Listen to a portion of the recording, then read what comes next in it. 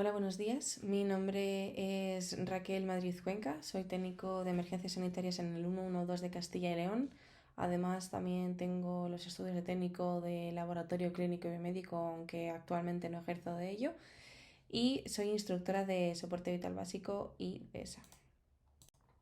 Hoy me quiero centrar en el tema del intrusismo laboral entre técnicos de emergencias sanitarias y enfermería, hablando sobre todo de la patología de hiper e hipoglucemia.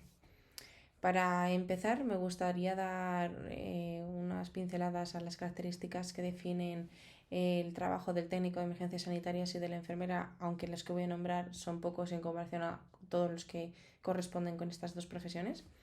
Para empezar, con técnico de emergencias prestan atención básica sanitaria y psicológica, evacúan inmovilizando al paciente, en soporte vital básico ventilan ventilatorio y circulatorio, colaboran en el triaje de múltiples víctimas, ayudan al médico y la enfermera en soportes vitales avanzados, también están presentes en la teleasistencia, organizan y desarrollan planes de emergencia en conjunto y trasladan al paciente al centro sanitario correspondiente.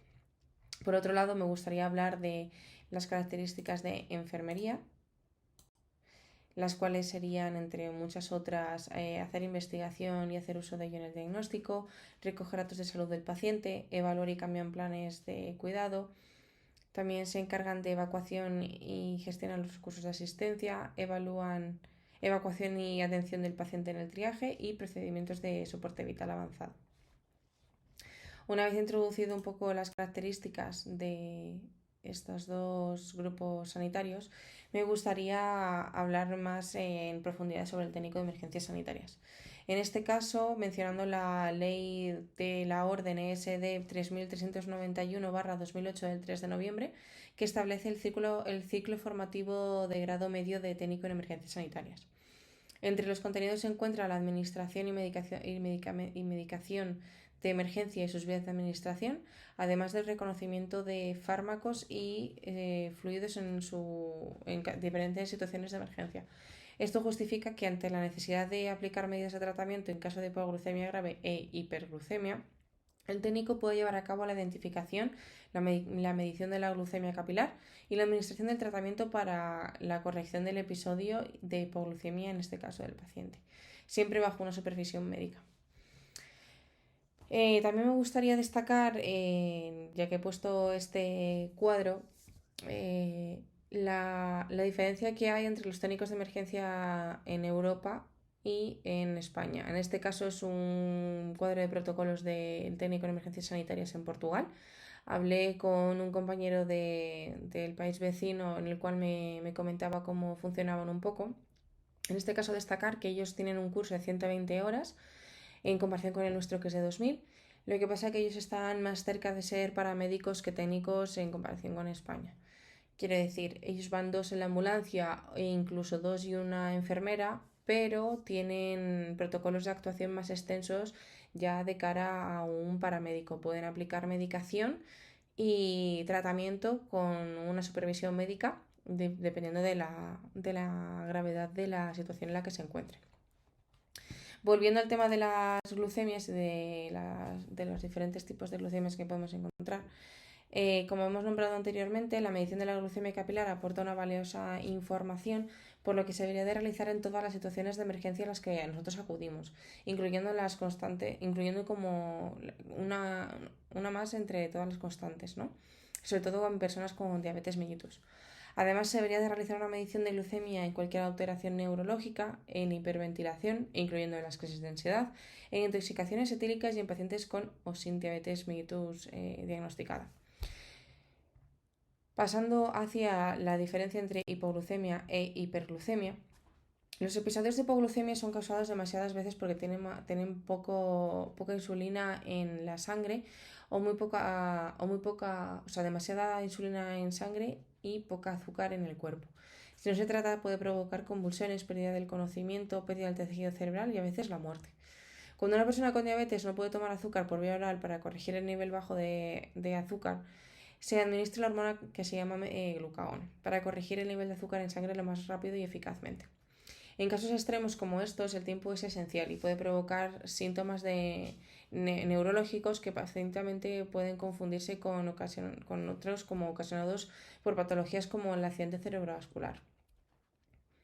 El correcto diagnóstico o diferencia entre ambos procesos será fundamental, sobre todo a la hora de determinar qué tratamiento vamos a llevar.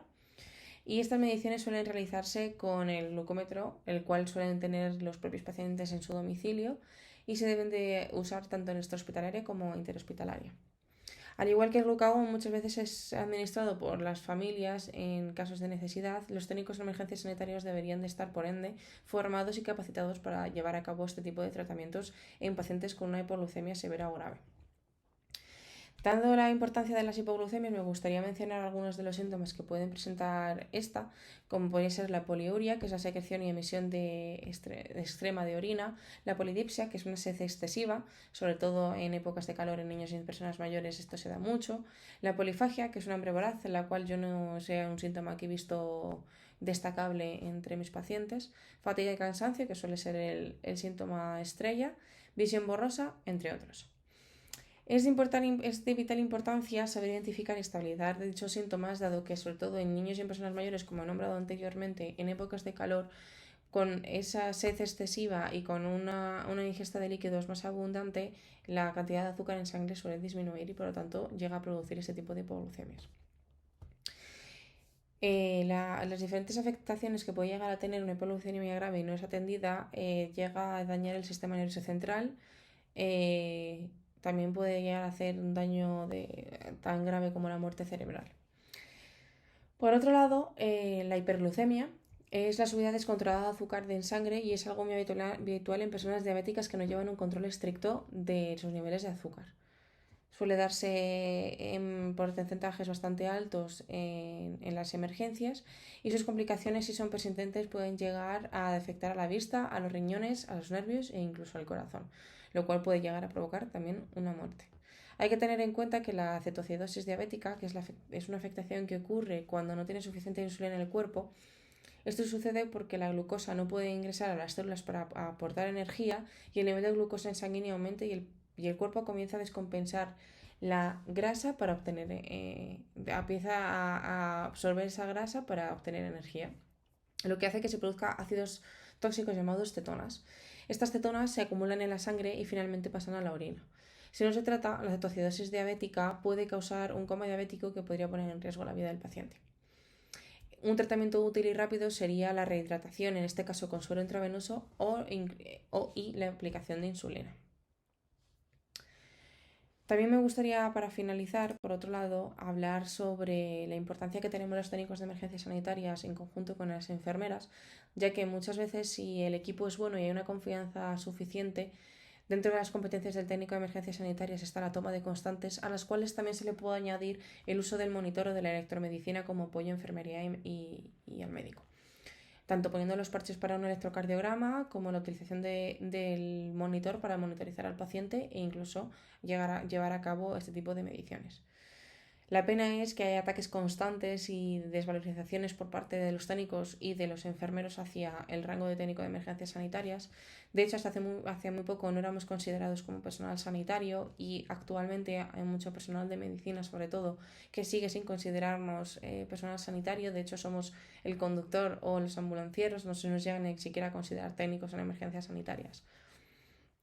Después de toda esta reflexión y todos estos datos que he aportado, me gustaría que todos hiciéramos la reflexión de cuán y cuánto importante sería un técnico de emergencia sanitaria con un protocolo y con un rango de actuación un poquito más amplio, con una buena valorización de este trabajo, unas buenas condiciones y cómo de seguro nos sentiríamos los españoles teniendo la sanidad que tenemos, aplicando encima un protocolo y un rango de actuación en este tipo de casos, sobre todo en la extrahospitalaria, a nuestro trabajo.